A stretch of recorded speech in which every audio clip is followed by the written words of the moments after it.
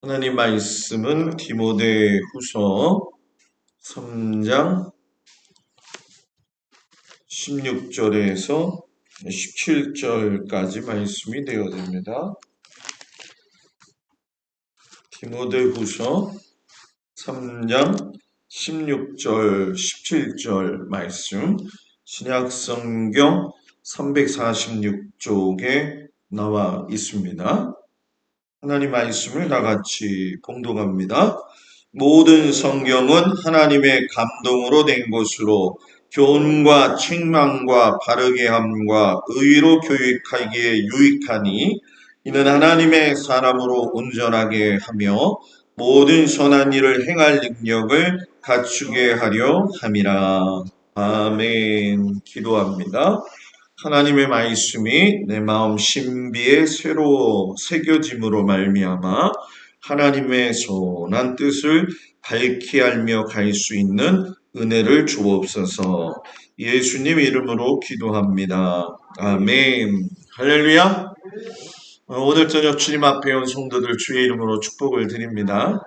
비가 오면 기압이 떨어져 가지고요, 사람 기분이 괜히 울적해져요. 그래서 오늘 저녁에 권사님들 얼굴이 보니까 울적한 것처럼 보여요. 네. 울적하지 말고 하나님 말씀을 통해서 우리의 마음에 은혜 받는 시간 되어지길 축복합니다. 다 같이 한번 따라서 해볼까요? 성경이 인생의 답이다. 아멘. 제가 그 월요일 날 어머니를 좀 모시고 아버지랑 같이 서울에 병원에 모셔다 이렇게 드리고 왔어요. 근데 오는 도중에 후배 목사님한테 전화가 왔어요. 저 강화 군에 있는 어, 교회 이름은 얘기 안 해도 되겠죠, 그죠? 그 목사님이 제 후배인데 머리가 아주 명석하고 아내 되는 사모님은 노래는 못 부르는데 누구 아내처럼 에, 화도 초등학교 선생님이세요. 그래서 강화에 들어온 지 지금 한 2년 조금 저랑 비슷하게 좀 더 일찍 들어왔는데, 그 후배가 그런 얘기를 하더라고요. 우리 교회 설교를 다 봤대요. 아멘 해야 되는 건가? 그래가지고 주변에 있는 강화 남지방에 있는 모든 교회 설교를 다 들었대요. 그러면서 워낙 친하고 워낙 제가 잘 알고 또 워낙 관심사가 비슷한 것들이 많이 있기 때문에 대화를 참 허심탄회하게 하는 스타일인데, 요번에 결론 내린 게 뭐냐면은 형은 어디다가 초점을 맞춰서 설교를 해요? 그렇게 얘기를 하더라고요. 그래서 제가 뭐라고 했냐면 나의 초점은 하나님의 말씀을 들을 때에 알아듣기 쉽기 위해서 거기에다 노력을 한다. 요런 말을 했어요. 그래서 그 딱 출발이 되어져 가지고 모든 목사님들을 다 비교해 봤잖아요. 그러니까 어, 저 좋으라고 한 얘기는 아니고 또 제 자랑하려고 하는 건 아니고 형이 잘하고 있다고 얘기하더라고. 네. 담임 목사가 그러면 별로 안 좋아해요. 네. 잘 가고 있다고 얘기하더라고. 그래서 기분이 참 좋았어요. 제가 여러분들한테 성경을 잘 가르칠 수 있는 목사가 되기 위해서 기도해 주시기를 바랍니다. 이제 페르시아 이야기로 넘어가요. 포로민 설득을 하는 이야기로 넘어가는데, 우리가 벌써 이 도표를 보시면 아시겠지만은 어, 앞에서부터 모세오경에서 시작을 해가지고 왕정 500년을 다 끝났지요. 수요일 날은. 근데 새벽 예배는 이 왕정의 시대가 아직 왔다 갔다 해요. 그렇기 때문에 성경이 그 주보에 나와 있는 대로 읽어야지 앞뒤 상황이 파악이 되어져요. 그리고 수요 예배는 이제 페르시아 7권, 쉽게 설명하면 남유다 왕국도 망하고 북이스라엘도 망하고, 그래서 이 바벨론에 끌려갔을 때 지어졌던 7권 이야기, 다니엘, 에스라, 학개, 스가랴, 에스더, 느헤미야, 말라기 이야기를 하는 거죠. 이거 딱 지나게 되어지면은 신구약의 중간사. 목사님 신구약 중간사가 있었어요? 네, 있었어요. 신약하고 구약 사이에 400년이라고 하는 긴 시간 동안에 하나님의 말씀이 아무 말씀도 들리지 않아요. 그래가지고 구약의 맨 마지막은 뭐예요? 동그라미 쳤는데 지금 말라기예요. 그래가지고 하나님의 예언이 말라버려가지고 말라기예요. 그래가지고 이 말라기 끝으로 해서 400년 동안 아무 이야기가 없다가 예수님이 오시는 거죠. 이 페르시아 7권에 나오는 이 모든 성경은 결국 하나님이 세계의 경영자가 되어 주시면서 여러 제국들을 통해 가지고 하나님이 이 남유다나 북이스라엘이 멸망해서 하나님이 아브라함의 씨를 통해서 축복한다는 약속이 사라진 것 같지만 하나님 앞에서 자꾸 범죄하는 이스라엘 백성들을 각성시켜 가지고 다시금 환골탈태하게 만드는 역사가 바로 이 페르시아 7권에 속해져 있는 이야기죠. 그래서 지난주에 예레미야가 하나님께서 남유다 왕국이 멸망당할 것이다 이야기를 했을 적에 그가 스스로 뭐라고 이야기하냐면 예레미야 애가 슬플 때 불렀던 노래 이야기죠. 거기 3장 19절 23절에 보면 예레미야가 눈물의 선지자라고 하는 별명을 가지고 있잖아요. 뭐라고 고백하느냐? 내 고초와 재난, 곧 쑥과 담즙을 기억하소서. 쑥은 써요, 안 써요? 담즙은 써요, 안 써요? 안 먹어봐서 모르죠. 저도 쑥은 먹어봤는데 담즙은 안 먹어봤어요. 한번 중국에 갔더니 아, 곰을 사육하는데 거기다 빨대 꽂아가지고선 담즙을 빼가지고 먹는 걸 본 적이 있거든요. 사람이 독해, 독해 하여튼간에 불쌍한 곰을 제가 본 적이 있어요. 그걸 이렇게 먹는 걸 제가 보니까 담즙을 술에 타가지고 아무 생각하지 않도록 순식간에 먹더라고요. 왜냐하면 집어두면서 생각하면 너무 써. 그래가지고 생각을 하면 안 돼. 그래서 그냥 무조건 빨리 먹게 하더라고요. 쑥과 담즙처럼 쓰다. 멸망하고 난 이스라엘 백성들의 모습이 내 마음이 그걸 기억해서 낙심이 되오나 오히려 나의 소망이 되는 것은 여호와의 인자와 긍휼이 무고하심으로 우리가 진멸되지 아니함이니이다. 진멸된 것처럼 봤는데 예레미야가 깨달은 거예요. 바벨론으로 끌려가는 건 이스라엘 나라가 완전히 없어지는 게 아니라 하나님이 하나님의 백성으로 만드시기 위한 특별한 하나님의 계획이 있구나. 그래서 여러분 믿음 생활할 적에 여러분은 어려움 당할 때 있잖아요. 그죠? 있어요, 없어요? 없어요? 있잖아요. 저도 목회하면서 어려움 당할 때 있고 힘들 때 있잖아요. 그죠? 그때에 그거를 그 당시엔 너무 힘들지만 잘 이기면요. 그 통과가 되어지기 때문에 뛰어넘을 수가 있어요. 그런데 나 힘들어. 나 못해. 도망가야지. 도망간 사람은 또 그 자리에 와 있어요. 하나님의 법칙은 그걸 삼켜서 먹고 넘어가야지 그 다음에 길로 갈 수가 있어요. 그래서 신앙생활은 환난 가운데에서 진가가 드러나는 거예요. 여러분 그거 아세요? 열심히 기도해가지고 하나님한테 하나님 우리 건강시켜주세요. 돈 좀 주세요. 이렇게 했는데 지지리도 가난하고 지지리도 아플 때 있잖아. 그죠? 그때가 나을 것 같아요. 아니면 하나님을 전혀 모르는데 부자가 되어서 잘 사는 거야. 그 어떤 게 좋은 것 같아요? 솔직하게 얘기해봐요. 왜 말을 안 할까?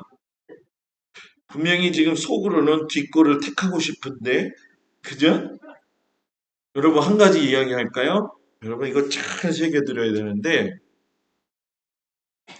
하나님 없이 부자가 되는 건 저주예요. 굉장히 중요한 말이에요. 하나님 없이 부자가 되는 건 인생의 목표가 돈의 가치에 두고 있다는 거예요. 그런데 하나님을 알고 때로는 돈이 있다가도 없고 건강도 있다가도 없다 하더라도 거기서 소망의 모습이 끊어지지 않기 때문에 이스라엘 백성들이 하나님 없이 쭉 성장했다고 생각해봐요. 하나님 없이. 그건 저주예요. 그런데 하나님 안에서 정말 자기 멋대로 해가지고서 우상 섬겼죠. 이건 뭐 놔두면 자기네끼리 북치고 장구치고 다 해먹거든요. 그러니까 야 니네 그러면 안 돼. 돌아와야 돼.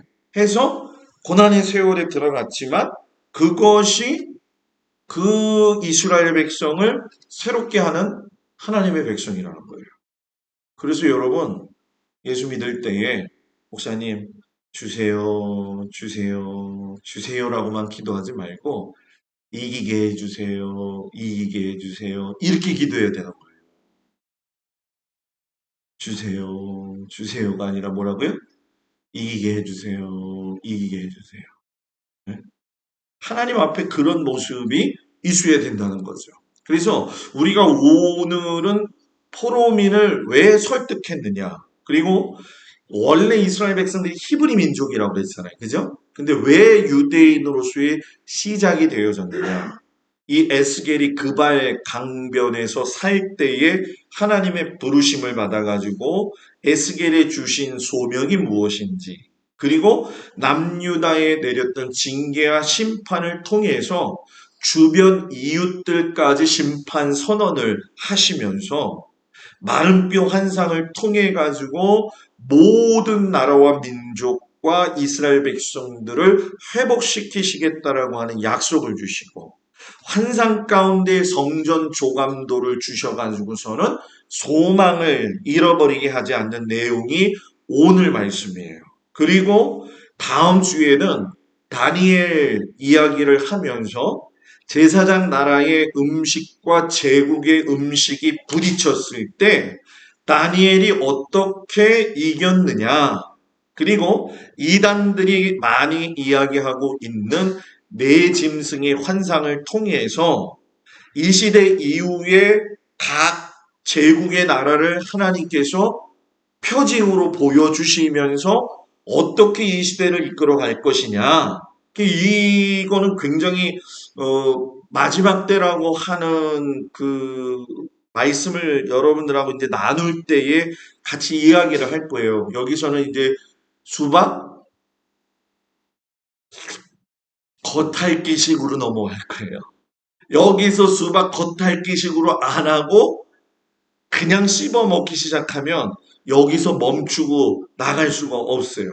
아마 여러분들 이야기 많이 들으셨을 거예요. 요한계시록 보면은 뭐 짐승이 나오고 용이 나오고 모가 나오고 곰이 나오고 사자가 나오고 뭐 여자가 나오고 뭐 무슨 뭐 하여튼 이상한 말들 나오잖아요. 말들이 나오는데 적색말이 나오고 검은 말이 나오고 흰 말이 나오고 빨간 말이 나오고 막 그래가지고 이게 도대체 뭔 말이냐. 이거를 개관을 여기서 해버리게 되면은 좀 바로 이렇게 지나고 가면서 할 수 있지만은 깊이 들어가게 되면 이건 단순한 얘기가 아니에요. 그리고 이 문제 때문에 이단들이 굉장히 많이 성행을 하는 것이고, 그래서 저는 우리 성도들한테 가장 성경적인 말씀을 전하려고 해요. 그래서 그 부분을 조금 이제 지나가면서 다니엘의 사자 굴속 기도, 왜 그가 굴속에 들어갔고 그 기도를 통해서 무엇을 보여줬느냐. 그리고 다니엘이 하나님 앞에 기도해서 신앙을 지킨 건 예레미야를 알고 있었기 때문에 이길 수 있었다라고 하는 거. 그리고 선지자 다니엘 미래에 대한 환상, 해가지고서는 수량, 숙련소 항상 큰 전쟁 환상, 그리고 72일의 환상. 한 번씩은 다 들어보셨죠? 한 번씩은 다 들어보셨죠? 에이, 그래요. 다 이해해요. 비가 와서 얼마나 힘들겠어. 예. 그거를 세밀하게 이제 여러분들한테 나누어서 얘기하기 전에 개관을 할 거죠. 이제 바벨론의 멸망에서 제가 여기다 정의했어요. 이렇게 좀 여러분들 보기 쉽게 1차의 바벨론 포로로 끌려간 사람들은 여호야김을 비롯 여호야김 왕 시대 때에 다니엘 등 해가지고 0.1%의 머리 좋은 사람들 끌고 간 거예요.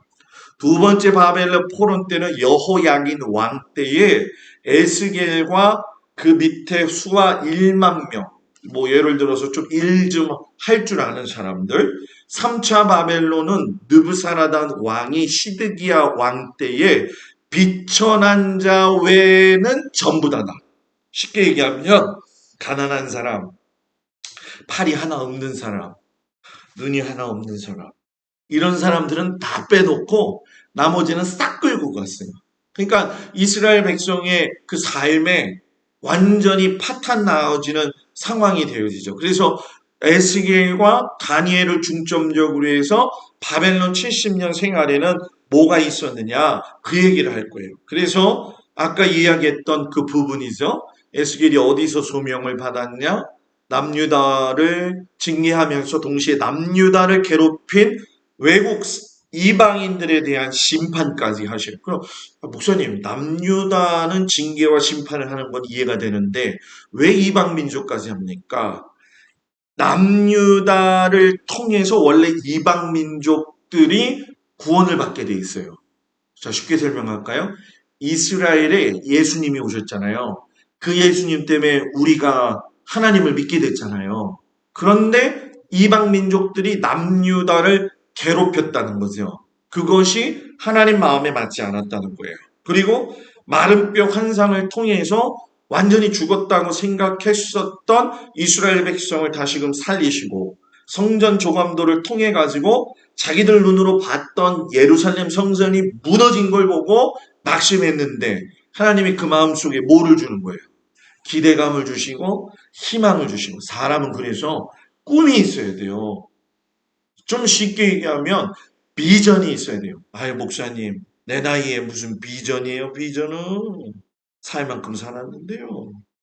비전은 절대적으로 갖고 있어야 된다. 나이가 들어도 비전은 뭐 해야 되냐? 하나님 나라에 가는 비전. 오늘 말 안 하기로 뭐 결정했어요? 네?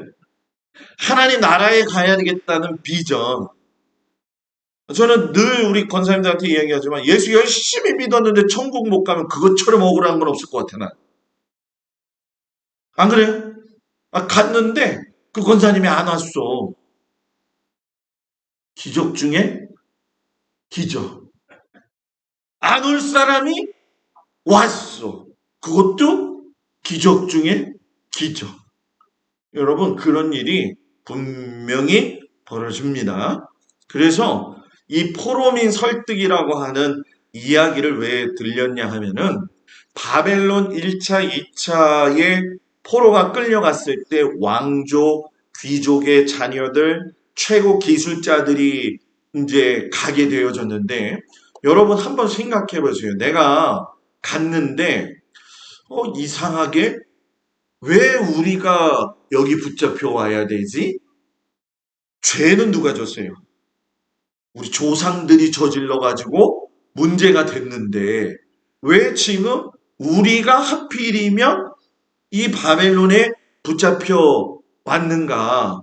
많은 그 사람들이 그 머리 똑똑했던 왕족, 귀족의 자녀, 기술자들이 생각을 하는 거죠. 그러면서 그들의 마음속에 에스겔이 2차 때 끌려가가지고 25세에 하나님께 부름을 받아요. 그리고 30세 되던 해에 그바의 강가라고 하는 강 주변에서 살다가 거기서 예레미야 말씀을 듣고 나서 에스겔이 이스라엘 백성들이 잡혀온 그들에게 의문점을 가지고 있는 그들에게 왜 조상들이 잘못했는데 우리가 어려움을 당하지? 라고 고민하고 있는 그들에게 설득하는 작업이 에스겔에 나와 있다라는 얘기예요. 무슨 말인지 이해가 되시죠?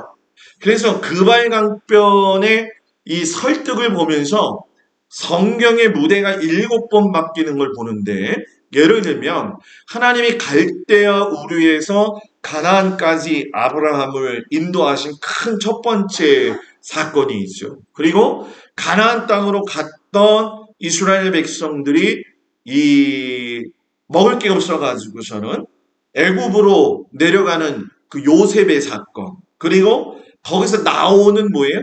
모세의 사건, 그리고 가나안 땅을 정복해가는 뭐예요?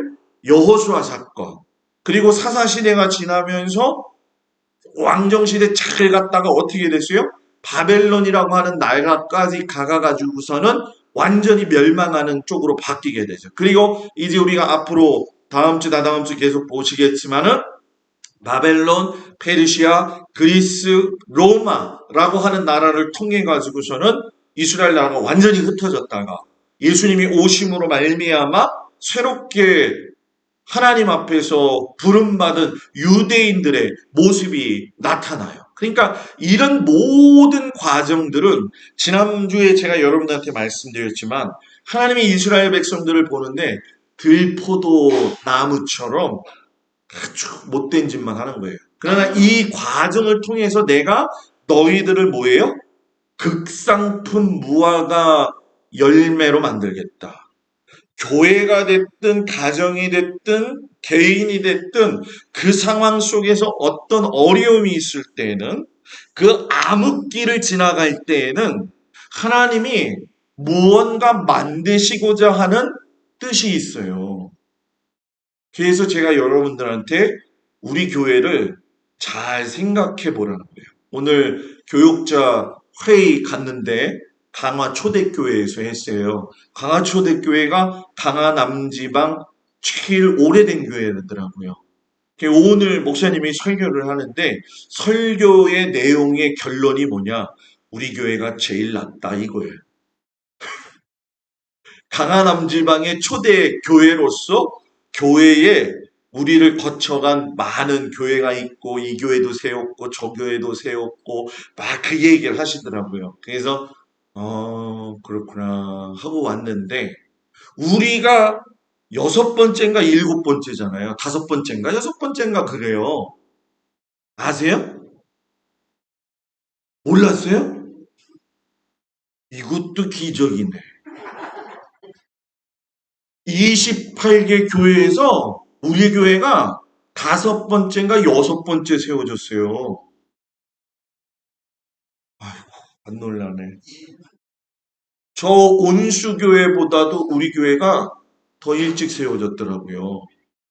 그런 입장에서 저는 잘 모르지만 뭐 우리 나이 드신 원로 장로님, 권사님들 뭐 진짜 교회를 터줏대감처럼 지켜오신 분들은 교회의 여러 가지 사건, 환란, 또 여러 가지 많은 일들이 있었을 거예요. 저는 잘 모르지만 듣기는 듣는데 그 시대에 내가 안 살아봤으니까 모르잖아요. 그죠?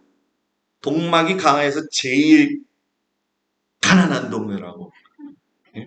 여자들이 시집도 안 오는 동네라고. 근데 김용옥 권사님이 시집 왔잖아요. 온수리에 사는데 동막이 어딘지를 모르셨대요. 분들은. 그 동막교회가 117년 살았을 때에 아마 권사님들은 아실 거 아니에요. 저는 잘 모르지만 수많은 굴곡이 있었을 거 아니에요. 그죠? 그 굴곡이 이렇게 지금 나오는 것처럼 모든 무대가 바뀔 때마다 어떨 때는 굉장히 힘들었고 어떨 때는 좀 괜찮은 것 같고 어떨 때는 그냥 완전히 초토화되는 것 같고 그런 때가 있었어요, 없었어요? 있었죠? 그때에 어떤 일이 있었는지를 잘 돌아보면 지금의 이때가 왜 있는지를 알게 되는 거예요. 지금 왜 이때가 있는지를 알게 되는 거예요. 이게 이게 바른 신앙이에요. 볼 수 있는 눈. 예? 그러니까 세월 따라 흘러간다고 해서 좋은 게 아니라는 거죠. 그래서 여러분 예레미야와 에스겔을 보게 되면 지난주에 예레미야가 경고했잖아요. 너희가 모세 율법 지키지 않으면 세 단계 처벌할 거야. 경제 무너져, 정치 무너져, 다 수탈할 거야. 그래서 바벨론 끌려갈 거야. 선전포고 완전히 했어요. 그래가지고 더 뭐 싸움 걸어가지고 문제 해결하려고 하지도 말고 그냥 끌려가. 달게 받아. 이게 예레미야의 경고였어요. 그리고 예레미야가 계속적으로 남유다 백성들한테도 이야기를 했고 바벨론 포로 잡혀가 있는 사람들한테 편지도 썼어요. 그런데 예레미야가 이따가 조금 이야기하겠지만 예레미야의 일을 감당한 사람이 누구냐 하면 에스겔이 바벨론에 끌려가가지고서는 예레미야의 일을 감당하게 되어져요. 그러니까 에스겔이 설득을 하는 사명을 받게 된 거예요. 바벨론 제국의 다니엘 고시대에 0.1%의 사람들, 똑똑한 사람들. 자, 아수르는 혼혈 정책을 통해 가지고서는 정체성 상실이었어요. 그죠? 그러면 바벨론은 뭐였느냐? 혼혈 정책 안 하고 똑똑한 애들 데리고 와서 이데올로기 화시킨 거예요. 이데올로기가 목사님 무섭나요? 안 무섭나요? 라고 물으신다면 저는 여러분들한테 단연코 말씀하겠사오니 되게 무섭다. 그 이데올로기로 꽉 찬 나라가 어디 있느냐? 북쪽. 주체사상. 그게 이데올로기잖아요. 조그만 애들이 우리 수령 아바이 동묵겠어 막 이런 거 있잖아요. 그거. 할 수 있는 그 능력은 이데올로하기야. 애들이 뭘 알아요. 그죠? 이거는 무서운 거예요. 신앙보다 더 무서운 거예요. 그러니까 바벨론에 아주 머리를 쓴 게 뭐냐면 그 상황을 통해 가지고서는 이스라엘 사람들을 완전히 끝내버려야지. 그러니까 그런 상황 속에 있을 적에 이제 우리가 다음 주에 다니엘이 어떤 액션을 취하면서 그거를 이겨나갔느냐. 근데 이 다니엘이 이겼던 액션의 취함은요. 모든 끌려갔던 사람들한테 소문이 났을까요? 안 났을까요? 났을까요? 안 났을까요? 우리 동막도 소문 한번 나면 쫙 나잖아요. 그죠? 그런 것처럼 소문이 났죠. 다니엘이 그렇게 살았대. 그러니까 그렇게 살아야 돼, 우리도. 그 상황이 에스겔에서 다니엘까지 연결이 되어지는 거예요. 그렇기 때문에 이 새 언약 가운데서 하나님이 에스겔에게 소명을 주시는데 나를 대신하여 그들을 깨우쳐라. 누가? 하나님이 두려워하지 마라. 이야기하는 거. 무서워하지 마라. 증거하는 거. 듣든지 아니 듣든지 너는 뭐예요? 전해라. 전해라. 정말 중요한 거. 듣든지 아니 듣든지 전해야 돼요. 예레미야의 그 이야기가 왜 에스겔로 갔느냐 아까 얘기를 해드리려고 하다 말았잖아요. 이제 얘기를 좀 해드릴게요. 바벨론으로 포로가 되어져 가지고 다 끌려갔을 때에 소수만 남아 있었다고 그랬잖아요. 그때 바벨론에서 총독을 세워서 예루살렘에다가 놔두었는데 그때에 남겨진 사람들 가운데에서 그 바벨론의 총독을 죽여버렸어요. 그러니까 그 사람들이 도망을 가야 안 가요? 가야죠. 그때 도망갈 때에 누구를 데리고 갔느냐? 예레미야를 데리고 왔어요. 어디로? 애굽으로. 이런 걸 보면 성경이 너무 재밌는 거죠. 그러니까 죄는 자기네들이 저질러 놓고 선지자를 가지고 뭐예요? 도망가 버린 거예요. 그러니까 예레미야 선지자가 계속 쭉쭉 이야기를 했으면 좋았는데 노년의 삶을 애굽에서 보냈지 바벨론까지는 직접 가지 못하게 되어진 거죠. 그러니까 바벨론에 끌려간 사람들은 누구의 몫이 되었느냐? 에스겔의 몫이 되었다는 거예요. 그래서 하나님이 그 바위강가에 살고 있는 에스겔을 불러갖고 나를 대신하여 네가 깨우쳐야 된다. 그리고 듣든지 아니 듣든지 두려워하지 말고 무서워하지 말고 말씀을 전해라. 듣든지 아니 듣든지 아니 듣든지 네? 전해야 돼. 누가? 목사는 전해야 돼. 전해야 돼요.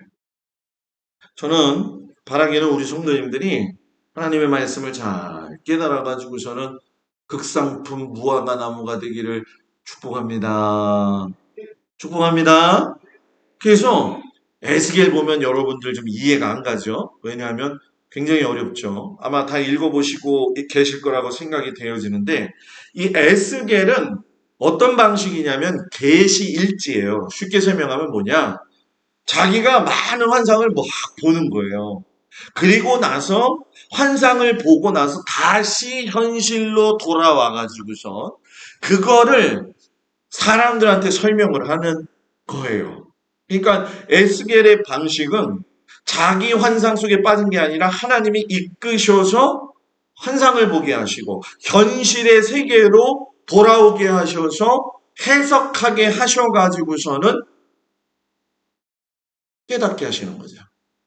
제가 이제 좀 책 좀 사서 보려고 이제 그 시간 조절을 요즘 많이 하는데 그 사람의 그 죽음에 대한 메타포스 해가지고서는 꿈에 대한 이야기 그 책을 좀 샀어요. 그래서 이제 그걸 지금 제일 첫 번째로 이제 오늘부터 또 시작이 되어지는데 하나님은 꿈을 꾼 자에게는 꿈을 꾼 사람이 먼저 알게 하시는 능력이 있다는 거예요.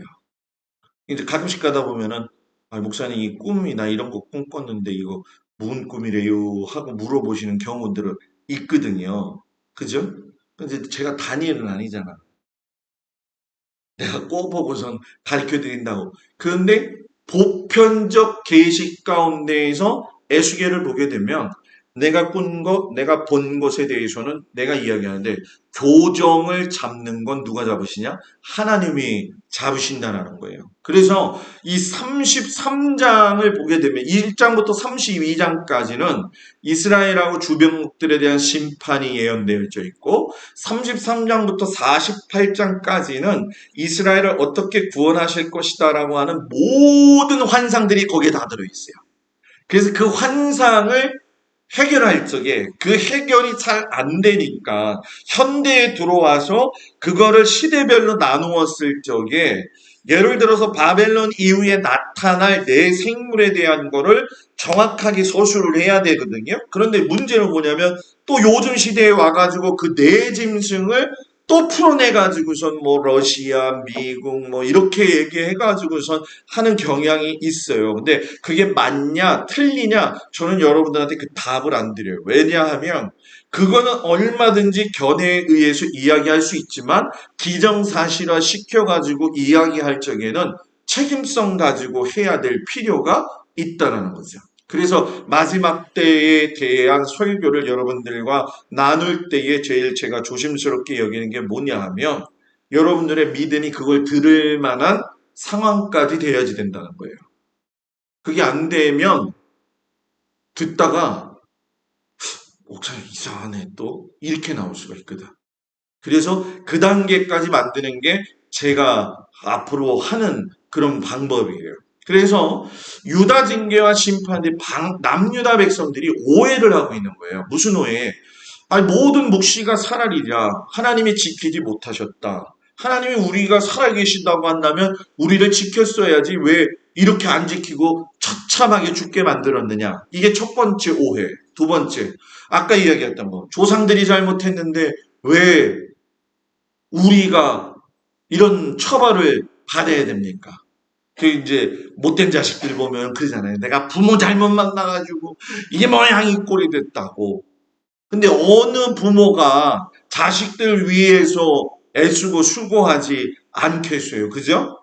그때에 신앙이 깊어가면 깊어갈수록 사람이 알아야 될 게 있는데 에스겔이 이야기하는 게 뭐냐? 너희가 멸망한 이유는 너희가 범한 죄악 때문이다. 빨리 돌아가고 싶냐? 가지 마. 왜? 이건 정해진 70년이야. 70년 동안은 돌 같은 마음을 채워. 그 찬송가가 참 은혜스러워. 그죠? 돌 같은 내 마음 건너겨 주소서. 아, 돌이 녹아요? 안 녹아요. 우리 마음이 돌 같다는 거예요. 돌. 신앙생활이 하나님 앞에서 범죄하고 범죄하잖아요? 돌이 돼요. 꿈쩍 않는 돌. 꿈쩍 않는 돌. 예전에 한번 그 가서 본 적이 있지만은 우리나라는 대리석 그게 없잖아요. 그죠? 우리나라 대리석은 다 외국에서 들어올 적에 빠가지고 들어와가지고 뭉쳐갖고 만드는 거잖아요. 그죠? 그런데 진짜 대리석은 진짜 대리석이더라고. 진짜 돌이야. 반질한 게. 그걸 볼 때마다 느끼는 게 있죠. 아까 같은 내용. 도회 같은 내 마음 건너겨 주소서. 참 그런 얘기 했지만 수도사들이 이렇게 그 들어가 가지고서는 나오지 않고 살다가 죽잖아요. 그죠? 이 수도사들이 쓴 일기들이 있잖아요. 그죠? 있어요. 그 수도사들이 쓴 일기의 공통점을 보게 되면 한 가지 여러분들이 아주 놀라울 정도의 이야기가 나와요. 그게 뭐냐면 자살 충동을 느낀다는 거예요. 여러분들 안 놀래네? 아니 하나님 앞에 산다는 수도사들이 왜 목사님 자살 충동을 느껴요? 넌센스잖아요. 근데 그 이유가 뭔지 아세요? 깊이 들어가서 하나님을 경험하면 경험할수록 나 같은 인간이 살아있다는 게 이건 기적이고 나 같은 사람이 하나님을 믿는다는 게 너무 부끄럽다는 걸 깨달으니까 너무 창피하고 너무 하나님 앞에서 자기를 드러낼 수 없어서 그냥 죽고 싶어버리는 마음이 생긴다는 거예요. 공감 안 되시죠? 근데 저는 요즘 저도 그런 거 느끼거든요. 아마 우리 장로님, 권사님들도 나이 들어가시면서 그런 거 느끼실 거라고 저는 생각이 분명히 되는데 신앙이 하나님과 1대1로 진짜 만나게 되잖아요. 내 모습이 낱낱이 드러나게 되면 진짜 부끄럽고요.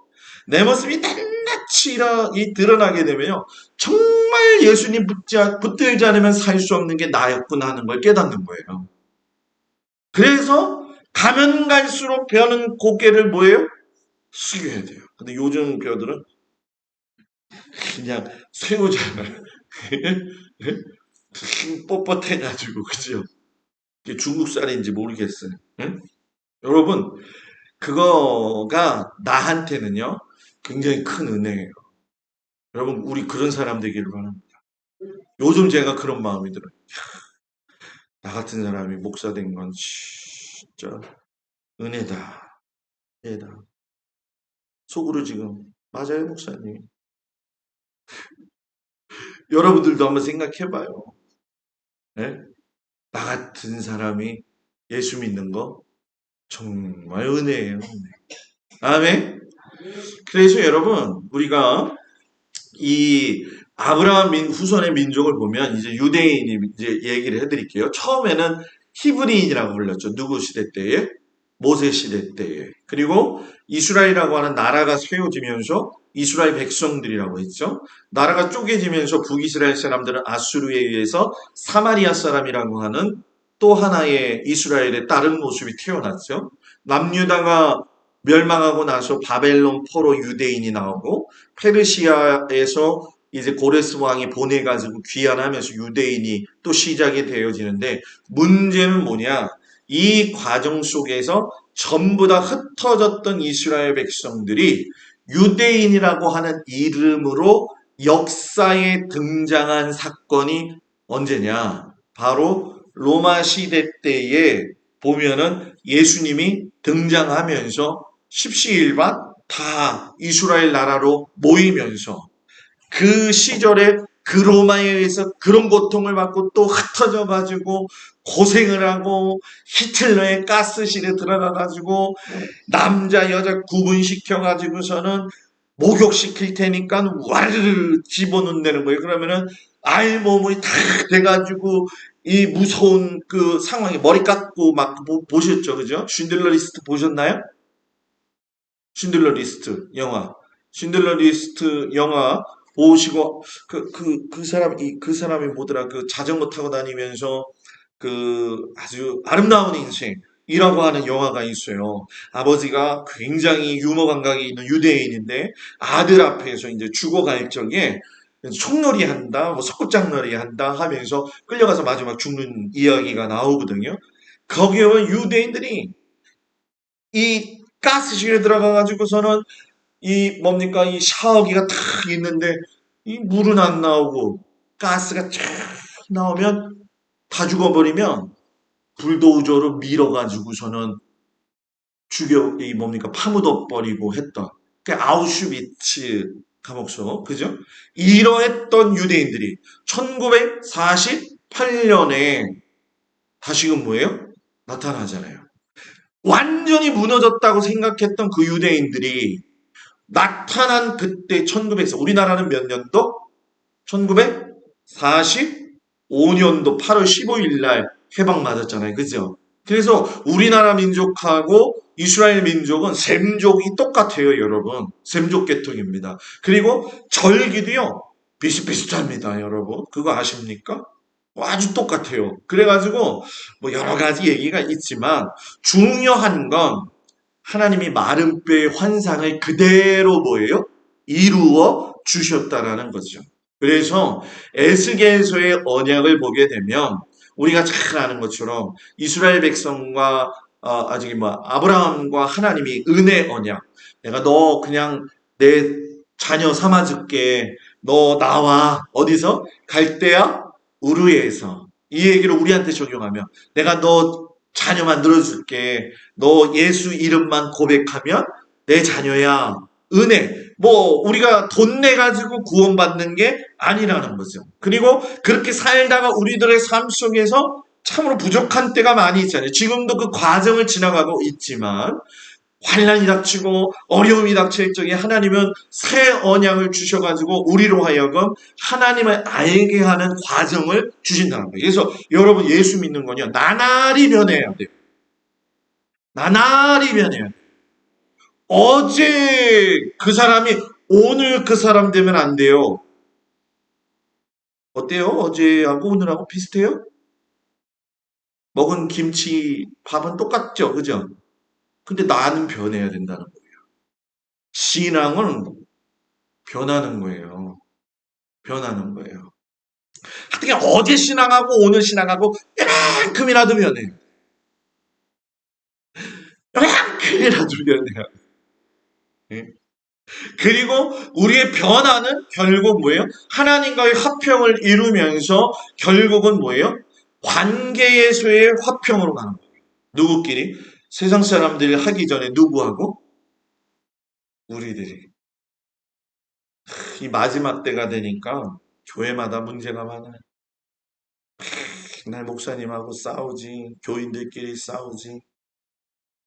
그래서 제가 목회 초기에 하나님 앞에 기도한 게 뭐냐면 하나님 제 목회 처랑은요 부천에 예리번이라고 하는 그 보육원이 있어요. 거기에 오미오라고 하는 여자분이 계셨는데 그냥 숭의교회 가가지고서는 철회를 하고 있는데 그분이 간증을 하러 나왔어요. 그분이 오미오, 이름도 오미오, 오미오. 그래가지고 간증을 하는데 자기가 태어나서 엄마 아빠 없이 크고 뭐 이런 얘기 저런 얘기 막 했는데 그분의 말씀에 기가 팍 들어온 게 뭐냐면 사랑은 모든 허다한 죄를 덮느니라.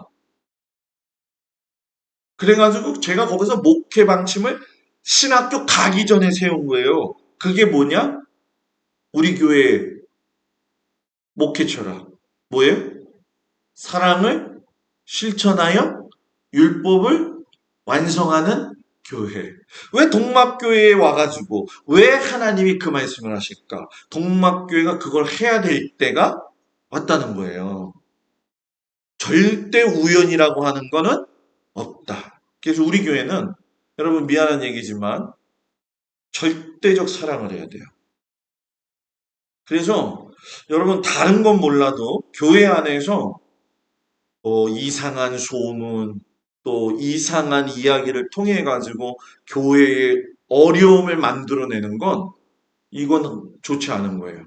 여러분들한테 분명히 말씀드릴게요. 그거는 안 돼요. 그리고 그거를 제가 굉장히 제일 목회하면서 단호하게 얘기하는 부분 중에 한 가지예요. 왜냐하면 뭐 살다 보면 실망할 수도 있고 화날 수도 있죠. 그런데 그걸 그대로 그냥 가지고 살아서는 안 된다는 거죠. 안 된다는 거죠. 같은 간에 문제가 있으면 빨리 풀어야 돼. 빨리 풀어야 돼. 아멘? 결혼을 했는데 집사람이 아침에 일어났더니 아무 말도 안 해요. 집사람이 왜 안 하는가 그랬더니 삐졌더라고. 왜 삐졌지? 그랬더니 팔 베기 하는데 팔이 아파서 내가 팔 뺐는데 그 팔 뺀 게 서운하다고. 권사님네들은 별로 안 그런가 봐요. 권사님, 조근정 권사님 자기는 어떠세요? 네? 목상하고 이 시대의 마지막은 교회 공격이에요. 교회 공격에 교회 안에서 자중질환 나가지고 교회 안에서 서로 물고 뜯고 하게 하는 거예요. 물고 뜯으려면 어디로 가라? 갈빗집으로 가라. 갈빗집으로 가라. 네? 여러분 우리 이 동막이라서 그렇죠. 서울에 가보십시오. 얼마나 초토화된 교회들이 많은 줄 아세요, 여러분? 무지 많습니다. 제가 그런 피 튀기는 데서 왔잖아요. 그러니까 그런 피 튀기는 거는 더 이상 하나님이 원치 않으신다는 거. 동막교회가 새롭게 되어야 될 분명한 이유입니다. 그래서 하나님이 유다 회복을 하시죠. 너희가 회개하면 악인까지도 회개하면 나는 기뻐한다. 와, 좋죠. 마른 뼈들이지만 너희들이 생기가 되어질 것이다. 성전 조감도 주면서 내가 여호와 삼마의 하나님이 된다. 여호와 삼마. 이 우리가 먹는 말을 이야기하는 게 아니에요. 여호와 샬롬, 여호와 니시처럼 여호와 샴마는 여호와께서 거기에 계시다. 성전 조감도를 주셨지만 성전이 세워진 건 아니잖아요. 그죠? 그렇죠? 그러니까 여호와 삼마에 내가 너와 함께 했다는 건 너가 어디 있든지 나는 거기에 너와 함께 있다. 너가 어디 있든지 나는 거기에 너와 함께 있다. 네. 교회가 아니어도 나는 거기에 너와 뭐예요? 함께 있다라는 거죠. 그 하나님이 여러분들을 지키시고 계시다는 그 사실. 포로민 설득하느냐고 에스겔이 얼마나 힘들었겠어요. 그러나 그 힘든 일을 에스겔이 잘 감당함으로 인해 가지고 70년 잘 버티고 돌아와서 예루살렘 성전을 세워가잖아요. 우리 교회가 예루살렘 성전 세우는 것처럼 지금 성전 재건 중이에요. 이제 시작하는 거예요. 작년에 불 나가지고 다 홀딱 버리고, 예? 홀딱 버리고 이제 시작하는 거예요. 그러니까 시작할 때에 깨어서 기도하면서 하나로 하나님 앞에 모여서 한 마음 한 뜻으로 나가는 우리 성도들이 되어지길 주의 이름으로 축복을 드립니다. 기도하겠습니다. 아버지 하나님, 우리의 마음속에 하나님 주시는 그 마음을 새겨서 기뻐하는 믿음의 삶을 감당할 수 있는 은혜를 허락하여 주시옵소서. 귀하신 아버지 하나님께 감사하며 예수님 이름으로 기도합니다. 아멘.